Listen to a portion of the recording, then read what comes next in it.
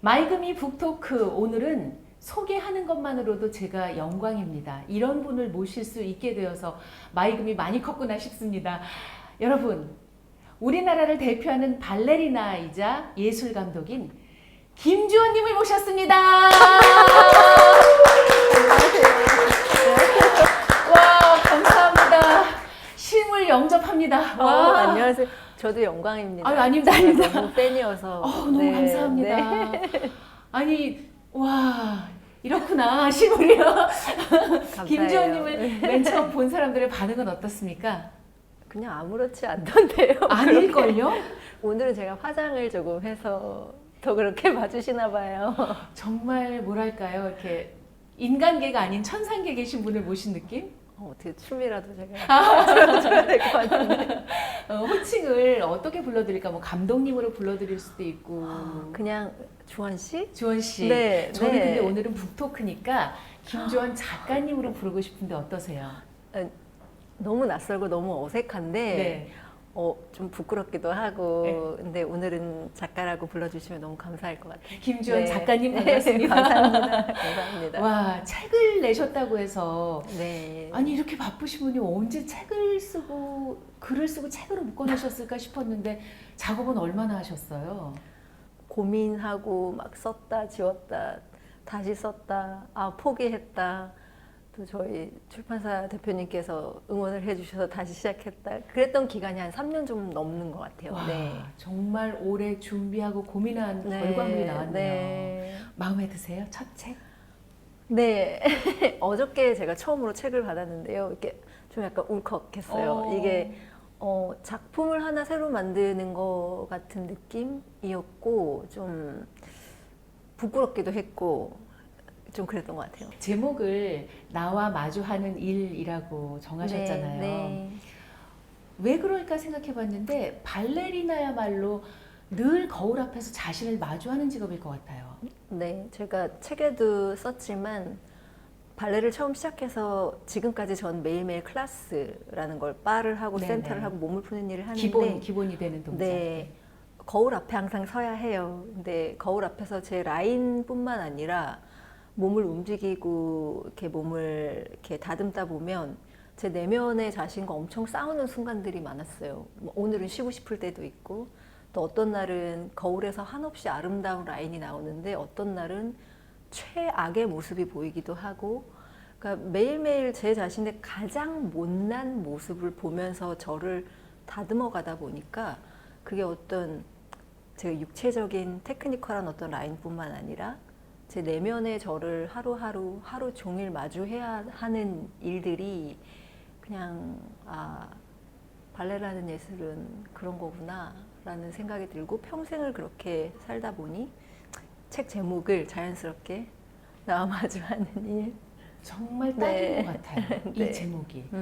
말씀하신 대로 거울을 보며 나를 마주하기도 하지만 네, 네. 내면의 나를 계속 네, 마주하기 네, 때문에 네. 제가 김주원 작가님의 책을 처음부터 끝까지 신중하게 이렇게 읽으면서 김주원 작가님은 이 춤으로 철학을 하시는 분이구나. 너무 감사하게 말씀해 주신 것 같아요. 근데 춤을 춘다라는 거는 제 자신의 이야기를 하는 거다 보니 제 자신의 어떤 예술적 철학이나 제 삶의 철학이라는 말은 거창하긴 하지만 이야기들이 좀 많이 담겨야 하긴 하는 것 같아요. 그러게요. 네, 여기서도 보면 진짜 어린 시절 이야기부터 시작해서 고비 뭐 다 네. 이제 나오는데 어린 시절 얘기부터 끌어가는 게 아무래도 좀 편안하시겠죠? 여러분 의외로 선머슴이셨답니다.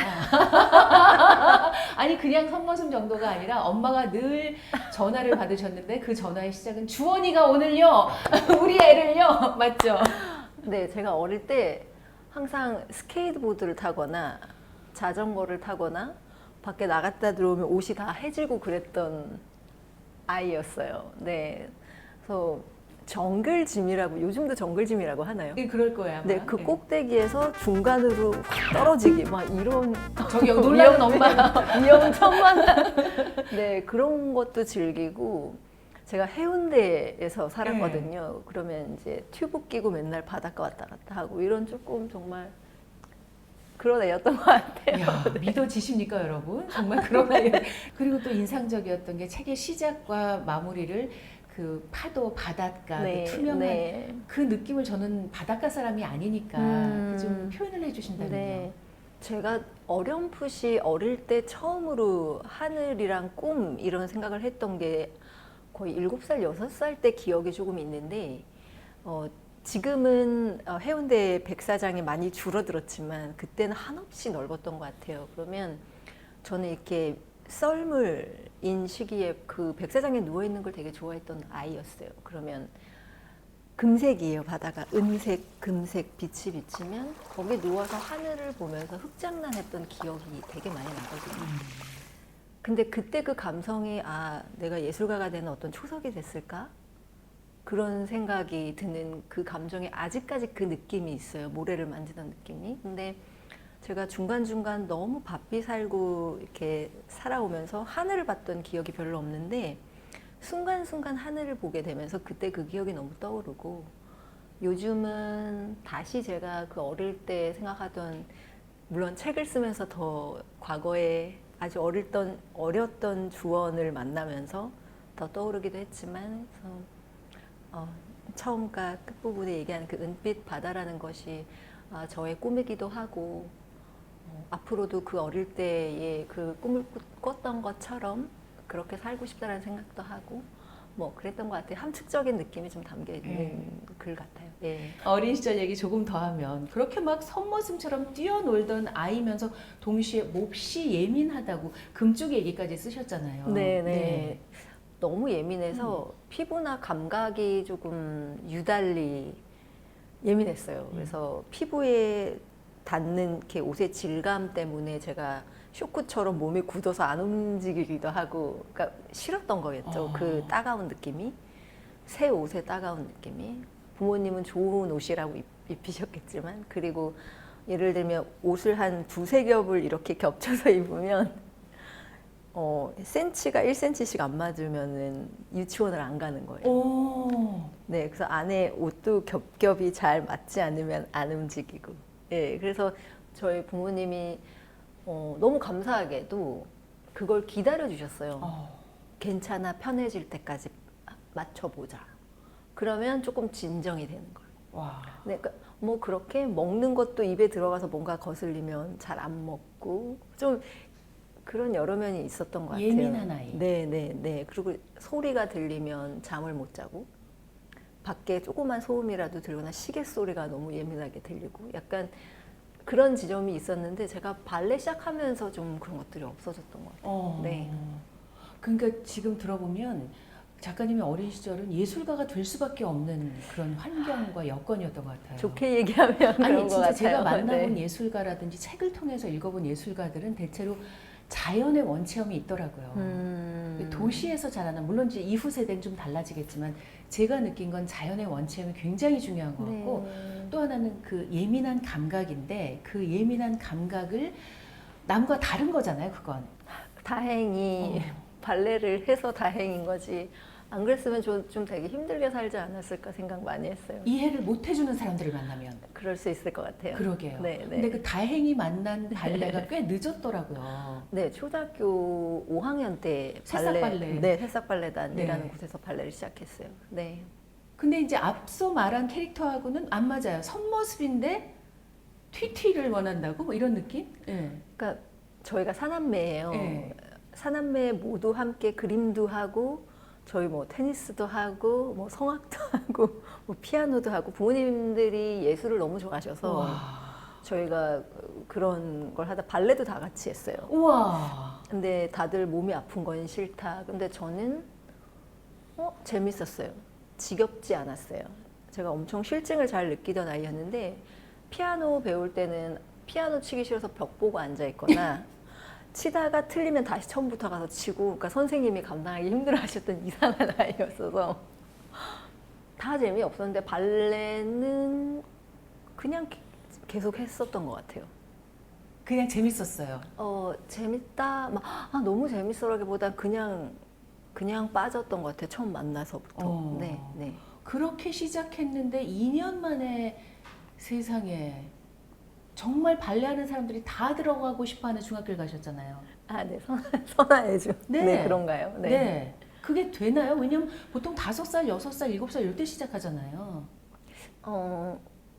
다행히 제가 재능이 있다고 봐주셨던 것 같아요, 선생님들께서. 네, 네. 말씀은 이렇게 하시지만 그 재능을 어떤 면에서 본인이 갈고 닦은 게 중학교 3학년 때 네, 러시아 볼쇼이 발레 학교를 가기 위해서 네. 거짓말을 합니다.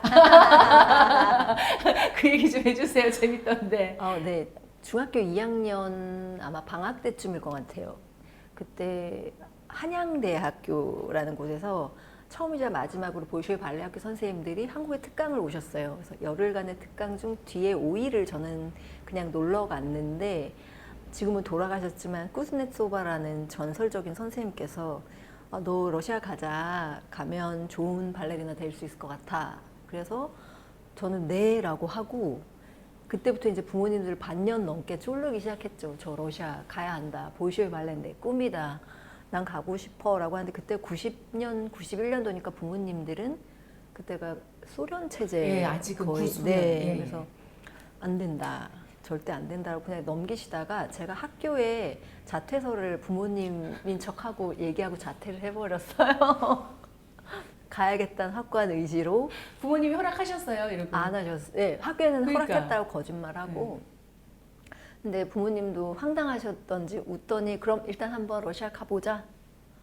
그래서 일단 갔고, 학교 시스템이 너무 훌륭하니까 얘가 왜 여기 있으려는지 알겠다고 저를 두고 가셨죠, 그때. 네. 이야, 그게 15, 16살짜리가 할 수 있는 일인가요? 근데 발레하는 친구들 보면 지금 그 중학교 2학년, 3학년 나이에 친구들이 엄청난 의지들이 있어요. 네. 네, 저도 그때 그랬던 것 같아요. 근데 직접 러시아를 가겠다까지는. 아니, 그리고 그 선생님은 거기 클래스에 와서 공부한 학생들이 많았을 텐데 왜 네. 김주원 학생을 보고 너 러시아 가자 그러셨을까요? 제 잘은 모르겠는데 제 눈빛을 되게, 눈을 되게 오래 마주치면서 선생님이 저한테 여러 가지를 설명해 줬던 것 같아요. 춤추는 게 좋냐라고도 물어보시고, 발레를 왜 하냐고도 물어보셨고, 그냥 기능적인 것만 보셨던 건 아닌 것 같다는 생각은 들어요. 네. 그때 어린 주원은 뭐라고 대답을 했는지 기억하세요? 난 춤추면 살아있는 것 같다라고 했어요. 네, 그 답답함이 없다 그랬던 것 같아요. 네, 저는 답답하기도 하고, 왜 예민했던 아이잖아요. 그래서 춤출 때 제가 지금 생각해 보면 땀을 흘리고 막 음악에 맞춰서 춤을 출 때 답답하지 않았던 것 같아요. 살아있는 것 같았던 것 같아요. 이야. 지금은 그걸 이렇게 설명할 수 있어요. 예, 예, 예. 그때는 그냥 모르지만 좋아. 네, 살아있는 것 같아. 네. 이렇게 대답하는 중2는 없었을 것 같아요. 좀 이상한 얘기는 했던 것 같아요. 그러니까 뭔가 보신 네. 거죠, 그 선생님이. 네, 네. 지금 돌아가셨지만 그때 이렇게 머리를 툭툭 쳐주셨던 것 같아요. 예, 애기가 그렇게 얘기하니까. 그러니까요. 네. 그럼 혼자서 그 러시아에서 계셨던 거예요, 모스크바에? 네, 기숙사에서 생활을 했죠. 저희 한국 친구들이 한 2~3명 정도 더 있고 같이. 네, 예. 처음 갔을 때는. 네. 괜찮았어요? 힘들었어요. 무척 힘들었고, 근데 학교 수업이 체계가 너무 잘 돼 있으니까 수업할 땐 너무 행복한데, 오히려 쉬는 날, 또 이제 한 봄방학 이럴 때는 기숙사에 혼자 있잖아요. 친구들은 다 집으로 가고. 그럴 때 조금 외롭긴 했던 것 같아요. 그때 또 가서 네. 연습하고.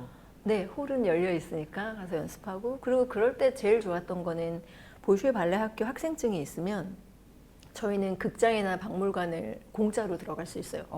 그래서 볼쇼이 극장에 가서 오페라나 뭐 그런 발레 공연을 항상 3층, 4층에서 공짜로 보기도 하고, 뭐 아르바트 거리에서 전시 같은 것도 보고, 제가 그런 걸 어릴 때도 좋아했어요. 그래서 박물관도 가고 그림도 보고. 근데 그 볼쇼이 발레 학교가 대단한 게 학생뿐만 아니라 부모님의 체형, 심지어 조부모님의 체형까지 본다면서요? 네, 3대를 보고 러시아 발레 학교들은 뽑았죠. 지금도 네, 부모 세대 중에 유명한 발레리나 발레리노가 있거나 하면 조금 점수가 더 주어지기도 하죠. 네, 그 피가 있다라고 생각을 하니까. 네. 야, 대단합니다. 거기 네. 들어온 그 또래 친구들은 진짜 그 엄격한 심사를 다 통과한 네, 정말 러시아에서도 최고가 될 가능성이 있는 친구들이었잖아요. 네, 네. 게다가 이제 여기 쓰신 것처럼 비교를 하게 될 수밖에 없죠. 네, 당연히 거울을 봐야 되니까. 그러니까요. 네. 그때도 진짜 힘들었을 것 같아요. 네. 체격적으로도 일단 좀 차이가 많이 났고 어디가 차이가 난다는 거예요? 우리가 볼 때 모르겠는데. 많이 났습니다. 네. 네. 그리고 기본기가 좀 제가 많이 부족하더라고요. 그러니까 어릴 때부터 그 친구들은 운동이랑 스트레칭을 통해서 몸을 만들고 이제 발레 학교를 들어오거든요. 그러니까 예비 학부 같은 게 있어요. 그래서 그런 과정을 거쳐서 아주 체계적인 몇백 년 된 발레를 그렇게 배웠던 친구랑 초등학교 5학년 때 시작해서 간 저는 너무 차이가 많이 나더라고요. 그죠, 한 3년 했는데. 네. 그래서 뭐 열심히 따라가려고 했는데 힘들긴 힘들었죠. 네. 근데 이제 그러다가 보통 뭐 사춘기도 겪었을 테고 또 혼자기도 하고 나 정말 집에 가고 싶어 이런 생각 골백 번 했을 것 같거든요. 매일 했던 것 같은데요.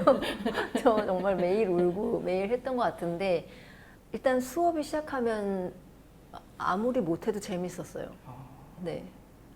그리고 하루하루 뭐 처음에 저희 담임 선생님이 보슈에 발레학교 교장 선생님으로 오래 계시다가 지금은 이사장님으로 계신데요.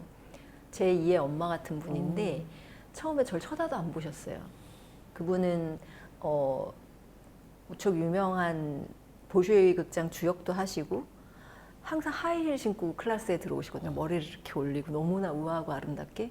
그럼 저를 쳐다도 안 봐주시고 손도 안 대주시다가 제가 너무 열심히 하고 막 새벽에도 연습하고 밤에도 연습하고 그러면서 조금씩 그 스타일을 닮아가려고 하는 걸 보면서 이제 좀 봐주시기도 하고 제가 5년 동안 배웠던 선생님이니까 자리도 조금 중간으로 오고 그때부터는 이제 저를 되게 아껴주시기 시작했죠. 네, 지금도 연락하고. 네. 와, 그거 정말 나 혼자만의 힘으로 해낸 거잖아요. 네, 춤으로. 네. 어떻게 김주원 학생은 그게 있었을까요? 저는 부모님들에게 되게 감사해요. 지금까지 저희 사남매는 뭐 해라라는 얘기를 못 들어봤어요. 뭐 공부해라. 뭐 예를 들면 연습해라. 뭐 이런 거 숙제해라. 이런 말씀 안 하시는 분들이시거든요. 그냥 엄청 참으신 건데 그건. 그런 것 같아요. 네. 그냥 울타리를 좀 넓게 치고 그냥 지켜봐주고 기다리시는 것 같아요. 저도 이제 후배들을 조금 양성하고 이런 작품을 만들고 이러면서 보면 기다리는 게 제일 힘들더라고요. 저는 못 기다리거든요. 저는 기다릴 수가 없는 성격이거든요. 그래서 우리 부모님들은 정말 날 기다려 주셨구나. 근데 그러면서 자연스럽게 정말 자기가 뭘 좋아하는지 찾는 시간을 주셨고 그런 어릴 때부터 그런 게 조금 그랬던 것 같아요. 더 독립적으로 더 빨리 내가 좋아하는 것도 찾을 수 있고 실패했을 때 책임 당연히 내가 져야 하고 예. 잘했을 때 기쁨도 마음껏 느낄 수 있게 응원해 주시고 예. 와. 근데 발레하는 친구들 부모님 보면 장난 아니거든요. 이런 얘기 치맛바람 이런 거 장난 아니거든요. 그럴 것 같아요. 근데 다들 저도 근데 어릴 때 항상 엄마가 옆에 있었어요. 발레리나와 엄마의 존재는 되게 특별하거든요. 저의 모든 걸 함께 해주셨어요. 함께 해주시긴. 그런데 너무 전 스트레스를 받아본 적이 없어요. 그러니까 주원아 괜찮아. 이거 아니어도 넌 할 거 많아. 너 공부하면 돼. 너 공부 잘하잖아. 괜찮아. 또 딴 거 뭐 하고 싶어? 발레 때문에 제가 죽고 싶어 하면 한 30대 중반까지도 뭐가 그렇게 힘들어? 이건 너의 길이 아닐 수도 있어. 다른 길 찾아보자. 약간 이런 부모님이셨어요. 그래서 밖에서 저는 치열하게 전쟁에서 총 맞고 집에 들어가면 괜찮구나. 나 총 맞는데 안 가도 되는구나. 약간 이런 저희 가족들이 조금 저한테는 그래서 지금의 예술가 김주원이 지금도 열심히 예술 활동을 할 수 있는 건 저는 사실 저희 가족들 때문인 것 같아요. 김주원 작가님 하면 사실 뭐 워낙 완벽한 대한민국의 지젤이기도 하고 뭐 국립 발레단의 영원한 정말 주역이기도 하지만 저는 소통의 행보를 관심 있게 봤던 사람이거든요. 네. 이분은 여기도 나오시고 이것도 하시고 이 촬영도 하셨다고? 그게 기질과 그런 가족의 배경 덕분이네요, 보니까. 그것도 큰 것 같고 제가 35년째 무대에 서고 있지만 관객 없이는 저희는 춤을 출 수 없잖아요. 당연하게도. 그리고 이제는 또 시절이 예전이랑 또 너무나 다르고 그러다 보니 거기에 발맞춰 순수 예술도 그러니까 클래식 발레도 같이 변해야 하고 호흡해야 하는 게 있어요. 원래 백조요수는 4시간이었어요. 3막 4시간. 그런데 지금은 2시간 안에 2막 4장으로 구성이 되어지잖아요. 관객들은 점점 긴 걸 보기 힘들어해요. 그럼에도 불구하고 클래식이라는 그 느림의 미학을 가진 오랜 시간 숙성된 이 예술이 주는 힘을 알리기 위해 클래식을 잘 보존해야 하지만 지금 시대 사람들에게 이 클래식의 아름다움과 삶의 어떤 저희가 위로를 해줄 수 있는 예술로서 또 승화가 되려면 순수 예술을 하는 사람도 많이 깨어 있어야 하긴 한 것 같아요. 그러게요. 네. 그 대표 주자가 저는 김주원 작가님인 것 같고 그 계기 중에 하나는 물론 언니가 권해서 사회복지 쪽 공부한 것도 있지만 그 IMF 때 시리에 빠졌던 주보 팬의 네. 그 팬레터. 네. 국립발레단이 지금 예술전당에 있지만 그때는 국립극장에 있을 때거든요. 한 98년 첫 입단했던 해였던 것 같아요. 그때 진짜 한 10장쯤 되는 편지, 지금은 손편지 받기 쉽지 않잖아요. 그게 얼룩져 있었어요. 정말 눈물인 것 같은데 그땐 편지를 되게 많이 받았어요, 저희가. 근데 지젤이라는 작품, 그것도 해설 있는 발레 소극장 공연을 보시고 나서 한 달 후쯤 온 편지였는데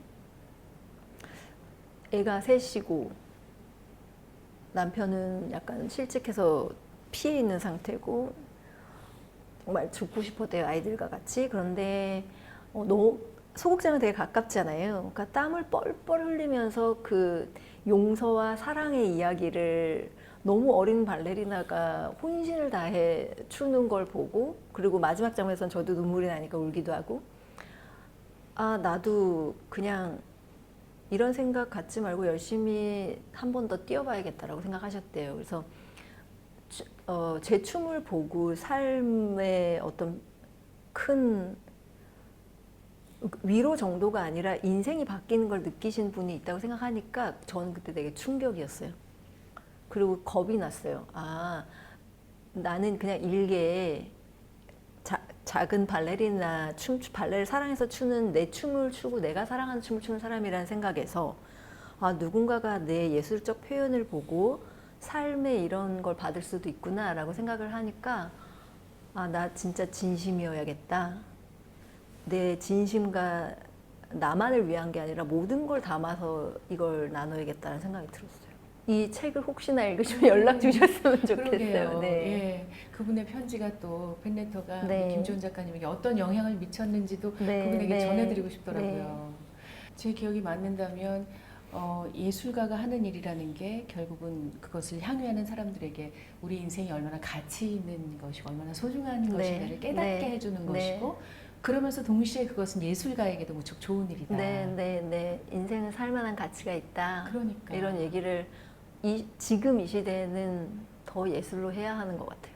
네. 그러게 말입니다. 그래서 사실 용기 냈어요, 책도. 아, 네. 그게 궁금했거든요. 네. 인생은 우리의 삶은 살만한 가치가 누구에게나 있는데 요즘 뉴스나 이렇게 돌아가는 걸 보면 너무 마음이 아픈 일들이 많은 거예요.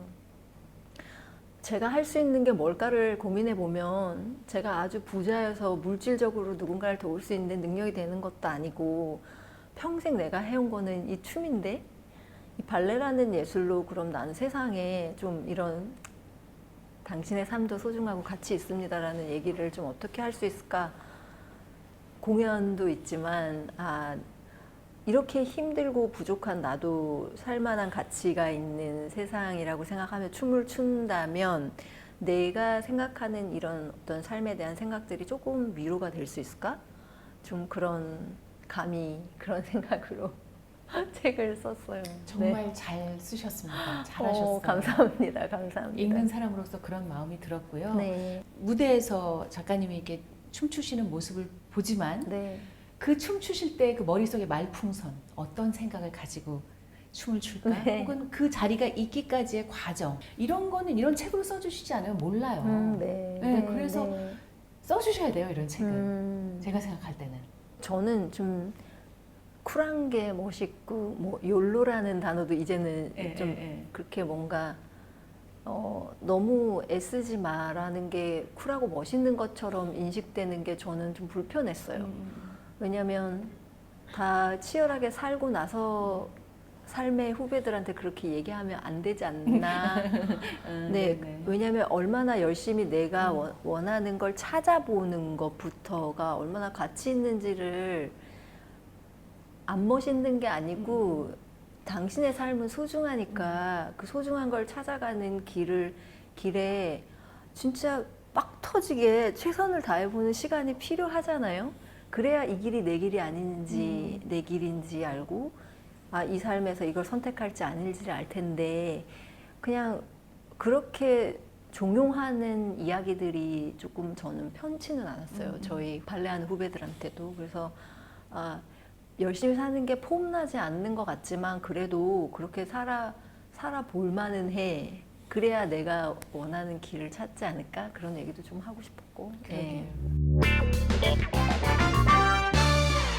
저 그런 것 같아요. 거의 그죠? 수도사의 삶을 사는 건. 진짜. 몸의 가장 아름답고 긴 라인이 턴아웃 했을 때 나와요. 그러니까 이렇게 보이는 것보다 이렇게 됐을 때 라인이 훨씬 길어 보이잖아요. 우는 거 아니야?